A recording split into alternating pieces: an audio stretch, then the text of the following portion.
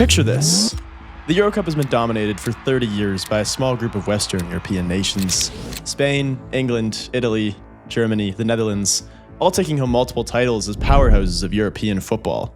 And in 1986, it appears as though FC Barcelona would claim yet another championship in their home country of Spain, heavily favored against the unknown Romanian club, Steaua Bucharest. But there was one goalkeeper who stood in the way, putting on the only performance in recorded history that can truly be categorized as perfect. This is the story of a man named Helmuth Duckadam, who brought an impoverished nation to its feet, a title to Romania, and saved 4 penalty kicks in a row, only to never play football ever again.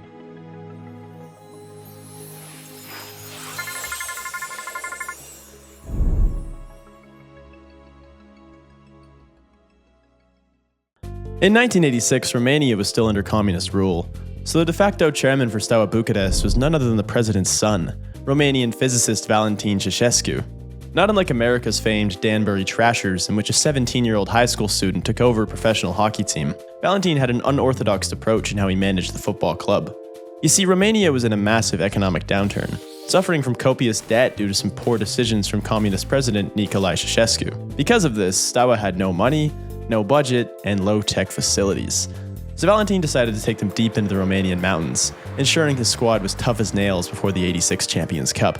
He even broke communist energy restrictions so Bucharest could play deep into the night under the floodlights. And while much of his involvement was never fully explained, rumors of match fixing, bribery, and corruption were murmured against Steaua Bucharest under his rule. Going into the tournament, Steaua was looked down upon by their competition, or rather, not looked at all. Not due to a lack of talent, but simply because they had no money. Nobody expected the poor Romanians to make a splash on the biggest stage when teams like Bayern Munich and Juventus were competing for the title. However, fast forward to the quarterfinals, and both of the aforementioned teams had been eliminated, while Bucharest was able to steamroll their opening round matchups, leading Valentin to announce to the club that they were going all the way.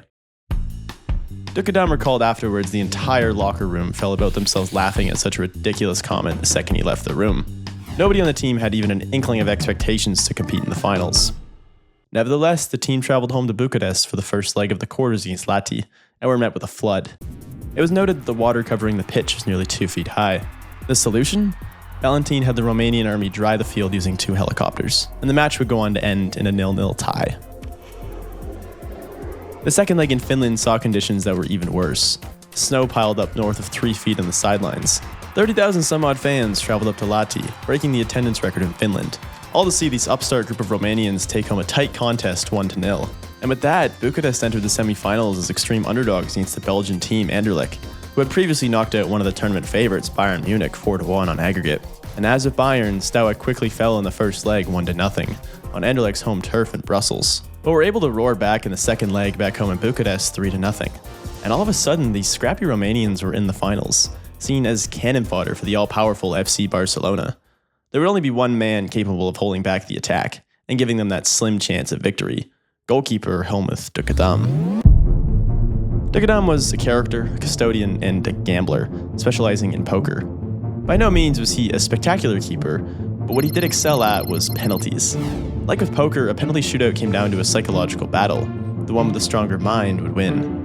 So for Duckadam, each chance he quickly got into the minds of his opponents and was able to read them like a book.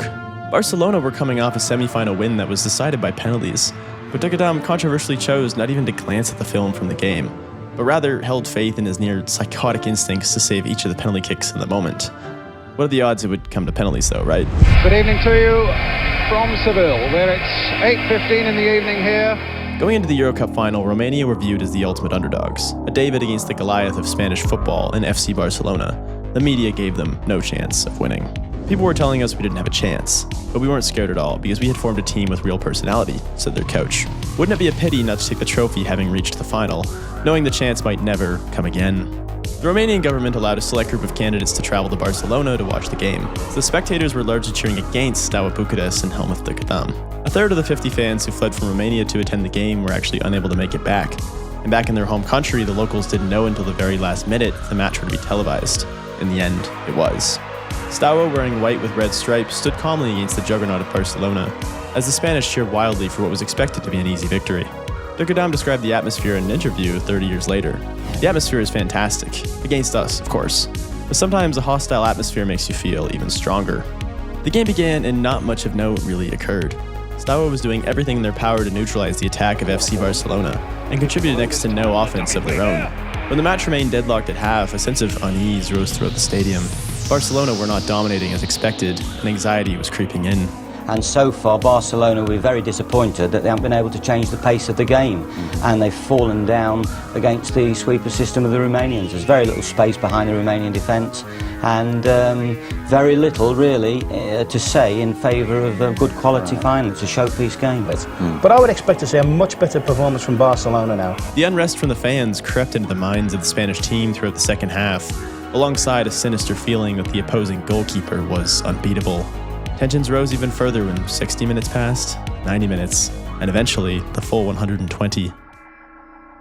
At this point in time, Romanian teams had an abysmal record in penalty kicks while competing in Europe. They simply didn't have the star power of football's Goliaths and relied more on solid teams without any weak links. Previously, almost every Romanian team had lost shootouts in Europe, so winning on penalties was something unique. We didn't have a player who could decide a match on their own, but we had a very good team with very good players.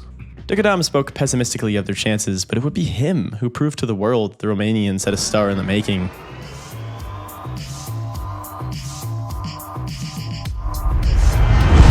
Saved it!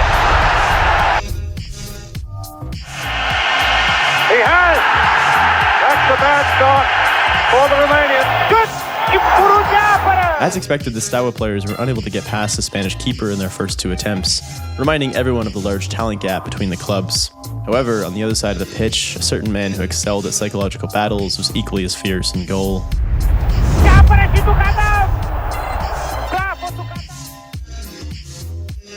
Looking at his celebrations, Duckadam is in disbelief at his own wit, and as Steaua finally put away their first penalty, not a soul could be heard throughout the stadium. As if affected by a cruel form of gambler's fallacy, the third Spanish shooter put the ball in the exact same spot towards the bottom left corner.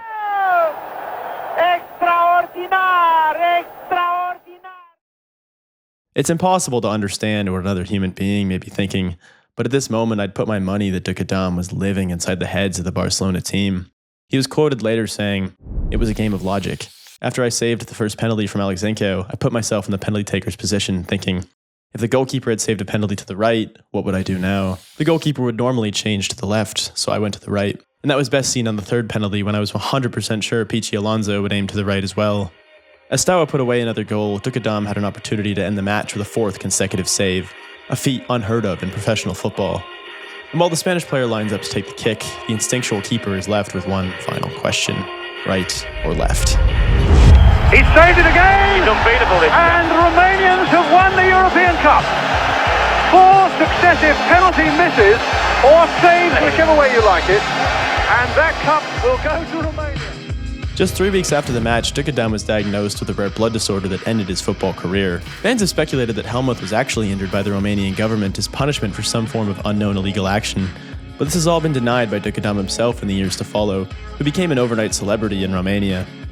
Că dacă voi mai apăra una, suntem campioni Europei. În acele momente nu mă gândeam la nimic decât să apăr.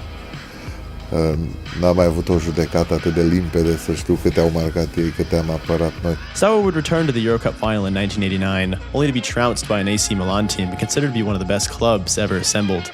Soon after, the Romanian Revolution allowed players to play abroad, and the country's football scene has never quite recovered, leaving fans no choice but to hold on to that one moment of glory from Duckadam's perfect performance.